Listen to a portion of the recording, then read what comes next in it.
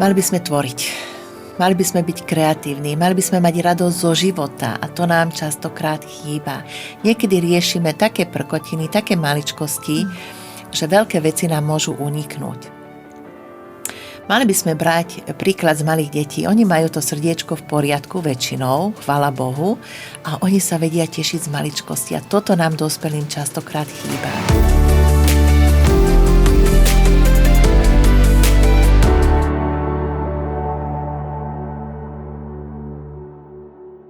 Ľudské srdce je veľké približne ako zovretá dlaň. To ženské bije rýchlejšie ako mužské. A takto by sme sa o srdci mohli rozprávať ešte dlho. A vlastne sa aj budeme v podcaste O zdraví s Hajnalkou. Ahoj Hajnalka. Ahojte. Srdce. Srdce je našim najdôležitejším orgánom. Vládne ostatným životne dôležitým orgánom, ako je napríklad pankrás, slezina, plúca, obličky, pečeň. Bez srdca nemôžeme existovať. Cez leto trpí oveľa viac ako v iných mesiacoch. Preto, lebo vonku je teplo, srdce je horúci orgán a cez leto práve potrebujeme srdcu venovať dostatok času a pozornosti, aby príliš netrpelo. Srdce riadi cievy a krvný obeh.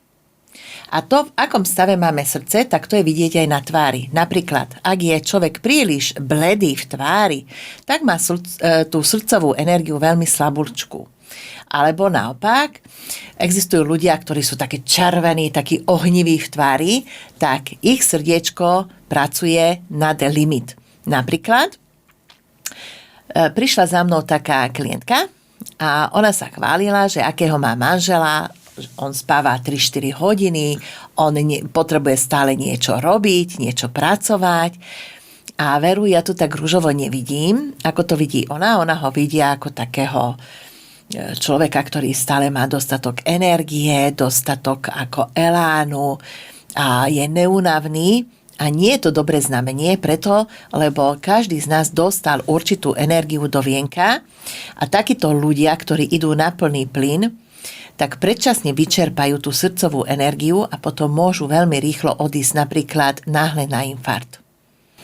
Tak treba sa spomaliť a keď sú veľké také tie symptómy, tak treba sa zastaviť a treba si to srdiečko dať do poriadku. Je veľmi dôležité, aby sme mali tie cievy v poriadku a telo je veľmi múdre. Napríklad, ako som už spomínala, tak srdce riadi celý ten krvný obeh a cievy a keď nemá dostatok v úvodzovkách materiálu, nemá dostatok krvi alebo tá krv nie je kvalitná, tak začne v prvom rade vyživovať tie dôležité orgány, áno, ako pečeň, ako obličky alebo tú slezinu alebo plúca, ale už neposiela krv do tých kapilárov. A to sa stáva buď pri chorobách, to znamená, že keď je dlhodobý zápalový proces a krv sa vyčerpá, alebo po operáciách, alebo napríklad aj v staršom veku. Že ľudia majú problémy práve s tými mikrocievmi, že není dobre dokrvené uško alebo oči a je to následok toho, že srdce nemá dostatok krvi. Tak je veľmi dôležité, ako náhle my sme po operácii, preto častokrát sú také tie pooperačné komplikácie, oni úzko súvisia s tou krvou. Že treba aj na tú operáciu sa pripraviť, alebo keď prekonáme voľajaké zápalové ochorenie, napríklad tiež som mala takú mamičku u seba a ona mi hovorila, že jej dieťa čiastočne ohluchlo, keď malo 3 roky, lebo prekonalo zápal stredného ucha. Dlhodobo bralo antibiotika a poškodili uško. To uško nepoškodili tie antibiotika, ale ten zápal. Takže v tom čase, už teraz to dieťa má určitý vek, tak už sa to doplňuje ťažko, ale hneď bolo treba v tom čase, keď ten zápal prebiehal, tak bolo treba práve tú krv vyživiť alebo oživiť a doplniť. a tieto problémy by nemuseli vôbec nastať napríklad. A môžem sa ešte opýtať, bolo to zvratné, že už keď čiastočne ohluchol, vieme to ešte doplňaním tej krvi nejakým spôsobom proste napraviť, aby sa ten sluch vrátil? Čiastočne sa dá, úplne sa to nedá, ale práve je veľmi dôležité, keď v tele prebieha voľajaký zápalový proces, aby sme sa vtedy zastavili a buď vyhľadali terapeuta. Tá západná medicína tieto problémy rieši trochu inak ako tá východná. Tá východná vždy sa sústredí na tú podstatu, na ten problém, že čo s čím súvisí. To znamená, že my nesťahujeme len ten zápal, ale odkiaľ ten zápal ide, čo je príčinou toho zápalu a čo môže spôsobiť. Takže už sa pozeráme aj na tie následky, ktoré môžu nastať a dá sa do toho zasiahnuť. To znamená, že rýchlo výživou a tak ďalej. Preto, kto sa zaoberá to východnou medicínou a niekto z tých klientov známych z rodiny ide na tú operáciu, tak zvykneme tých ľudí na tú operáciu alebo na tie zákroky pripraviť pred operáciou, po operácii, aby tá rekonvalescencia potom bola taká rýchla, bezbolestná, aby tam neboli voľajaké následky. A ako sa dá na to pripraviť? So stravou a s bylinkami. Čiže opäť sme pri strave. Opäť sme pri tej strave, áno. Dobre. Ďalej k srdiečku? Ďalej k srdiečku. Ako zbadáme, že človek nemá v poriadku to srdiečko, tak napríklad, že prestane byť taký tvorivý. Keď sa pozrieme na tých starších ľudí, áno, ktorí už, poviem to tak, že už sú pripravení na odchod, tak im chýba už taký lesk v očiach, chýba im tvorivosť. My začneme odchádzať z tohoto sveta, keď prestaneme tvoriť. Tak je veľmi dôležitá tá tvorivosť, tá kreativita. Keď je oslabená tá srdcová energia, tak slabne aj tá tvorivosť, aj tá kreativita. Vývodom srdca je jazyk. Takže ľudia alebo detičky, ktoré majú problém s rozprávaním alebo zajakávajú, tak treba tam riešiť tú srdcovú energiu. A srdiečko je to trošičku také zradné, že ťažko sa diagnostikuje. Preto, lebo zase vám uvediem taký príklad, že mi volala klientka, že jej manžel dostal nečakane infarkt. A tak som sa jej spýtala, že nemal problémy s chrbticou, nemal bolesti, že mal, ale hovorím, a čo ste sa neozvali? A ona hovorí, že no viete, ale my sme riešili ortopéda, my sme riešili neurologa, my sme riešili problém s tou chrbticou, na tej chrbtici nič nenašli. Tak, ale práve tadiaľ ide aj srdcová dráha a už dáva najavo, že niečo tam nie je v poriadku. Napríklad, vysoký krvný tlak sa spája so srdiečkom, ale nemusí byť znak toho, že to srdce je problematické. Napríklad vysoký krvný tlak sa objaví aj vtedy, keď nemáme pečeň alebo žlčník v poriadku, alebo obličky sú vyčerpané. A nie je to až také nebezpečné, samozrejme, že treba to riešiť, ale častokrát podceňujeme, keď nás bolí dlhodobo pod lopatkami alebo chrbát v strede chrbta, nevenujeme tomu takú pozornosť. A práve vtedy by sme mali spozornieť, lebo tá srdcová energia je v oslabení a môže nastať voľajaký problém. A aký problém, nevieme dopredu, preto lebo záleží zas, aký je ten človek konštitučný typ. Každý orgán má nejakú tekutinu, ktorá je príznačná pre ten daný orgán. Srdce má tiež nejakú? Samozrejme, krv, ako som spomínala, tak tekutinou srdca je krv, riadi krvný obeh a ešte tekutinou srdiečka je pot. Takže keď človek sa spotí pri takej tej minimálnej námahe, tak tiež tá srdcová energia je oslabená. Samozrejme, cez leto sa potíme viac ako iné mesiace, áno, tak je to také normálnejšie a je dobré si túto stratenú tekutinu aj doplniť. Ale nikdy ju nedoplníme pitím vody. Takže aj keď máme cez leto smäd a napijeme sa vody, častokrát tento smäd neuhasíme, lebo tá voda sa nezmení na krv. Tá voda musí byť viazaná. Oveľa viac nám pomôžu napríklad zeleninové šťavy, ovocné šťavy, takéto červené bobulovité ovocie alebo aj bylinné čaje, ktoré podporujú tvorbu krvi. Potom sú ľudia, ktorí sa vôbec nepotia a tiež nie je to dobré, takže netešte sa. Keď niekto sa nepotí, alebo takmer sa nepotí, nie je to dobré znamenie. Preto, lebo v tomto prípade tie tekutiny a krv je vyčerpaná a telo sa snaží uchovať maximum pre seba. Urýchlenie v tomto prípade treba tú krv doplniť preto, lebo potom môžu nastať zdravotné problémy. Napríklad jasným znakom toho, že nemáte dostatok krvi, keď sa náhodou pichnete do pršteka alebo sa porežete a tá krv je tmavá.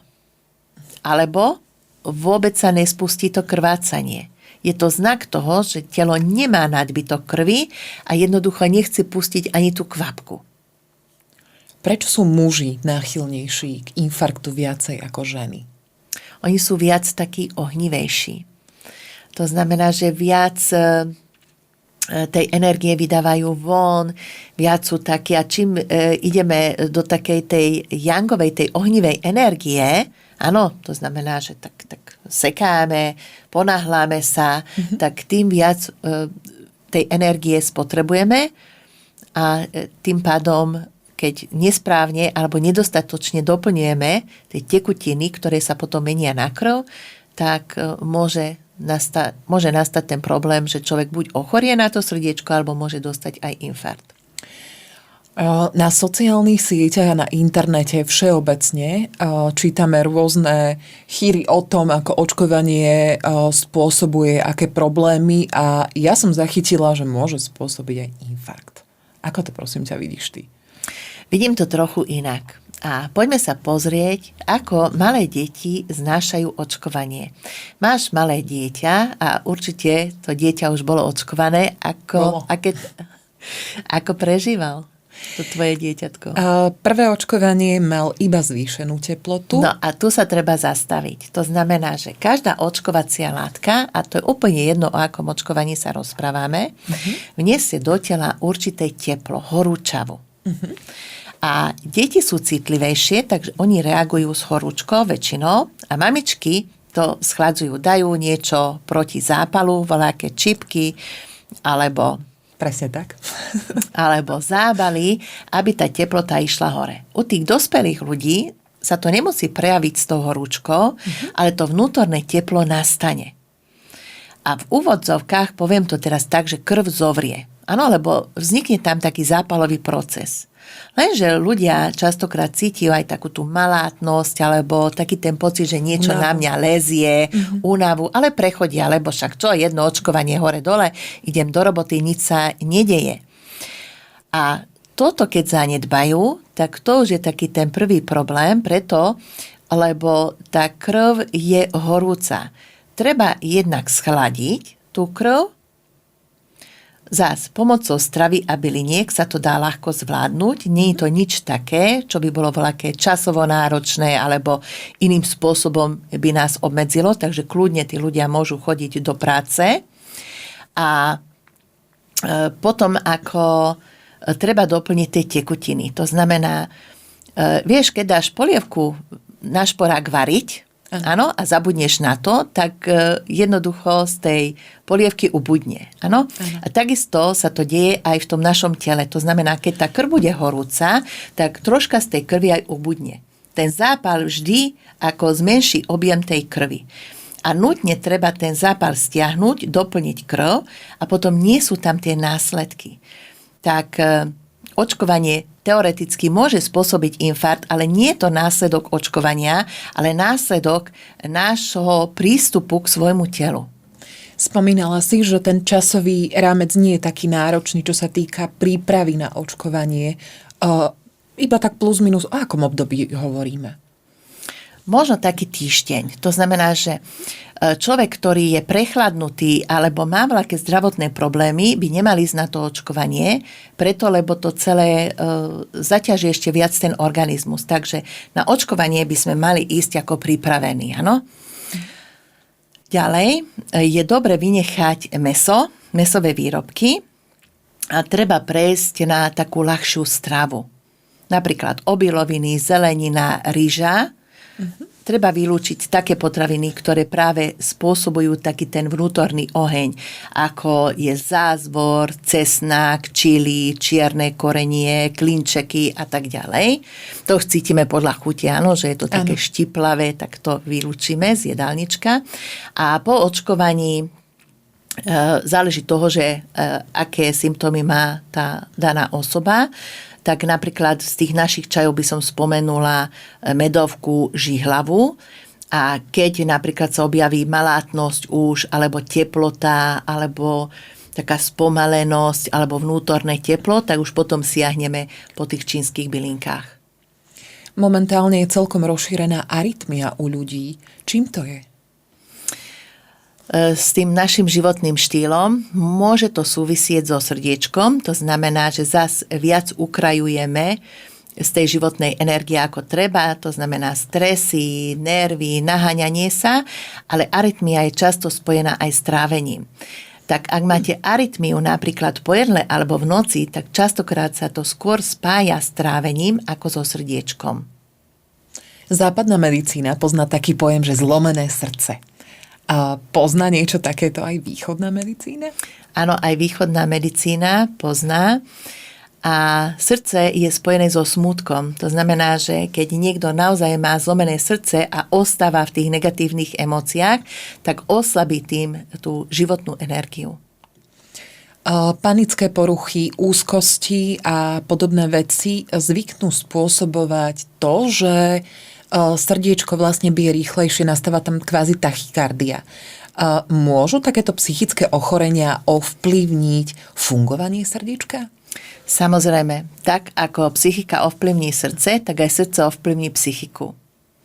A treba sa na to pozrieť, že z čoho to vôbec vzniká. Napríklad srdiečko naše chráni srdcový obal perikard. A keď nemáme dobrú životosprávu, tak zvykne tento srdcový obal zahlieniť. A keď sú tam hlieny, tak sa objavujú rôzne psychické problémy, ako napríklad strach zo smrti, alebo potom panické ataky a tak ďalej. Hovorí sa, že srdce, keď chceme posilniť, tak by sme mali brať koenzym Q10. Je tento doplnok vhodný pre všetkých? Nie je vhodný pre všetkých. Koenzym Q10 patrí pod prvok ohňa. Ono to dodáva do tela takú tú energiu, taký ten drive. A teraz človek, ktorý je práve taký ten ohnivý, že má veľa tej energie a dá si koenzym Q10, tak ešte viac zaťaží to srdiečko. Naopak, človek, ktorý je taký zimomriavný, malátny, má málo energie, tak koenzym Q10 v tomto prípade je vítaný, takže prospeje. Keď už nie je cesta v rámci liečby srdca, tak máme máme pomerne už veľa šťastlivcov, ktorí majú transplantované srdce. To nové srdce úlohu plní, ale ovplyvňuje to aj ostatné orgány? Samozrejme, že to ovplyvní aj ostatné orgány. Srdce je vládcom ostatných orgánov, takže má vplyv aj na tie ostatné orgány. Čo by sme mali robiť, aby sme mali zdravé srdiečko? Mali by sme tvoriť. Mali by sme byť kreatívni. Mali by sme mať radosť zo života a to nám častokrát chýba. Niekedy riešime také prkotiny, také maličkosti, že veľké veci nám môžu uniknúť. Mali by sme brať príklad z malých detí. Oni majú to srdiečko v poriadku väčšinou, chvála Bohu, a oni sa vedia tešiť z maličkosti a toto nám dospelým častokrát chýba. Potom srdiečko miluje takú tú dobrú výživu, to znamená to červené bobulovité ovocie, potom takú tú zdravšiu stravu, to znamená rybičky, obiloviny, zeleninové šťavy, ktoré by sme ale nemali zas preháňať, lebo zas nadbytok týchto surových šťav zas oslabuje krv. Tak povedzme si tak od srdca, aj túto časť si môžete pozrieť a vypočuť na YouTube a tiež na všetkých podcastových platformách. Majte ešte príjemný deň. Ahojte, krásny deň vám prajem.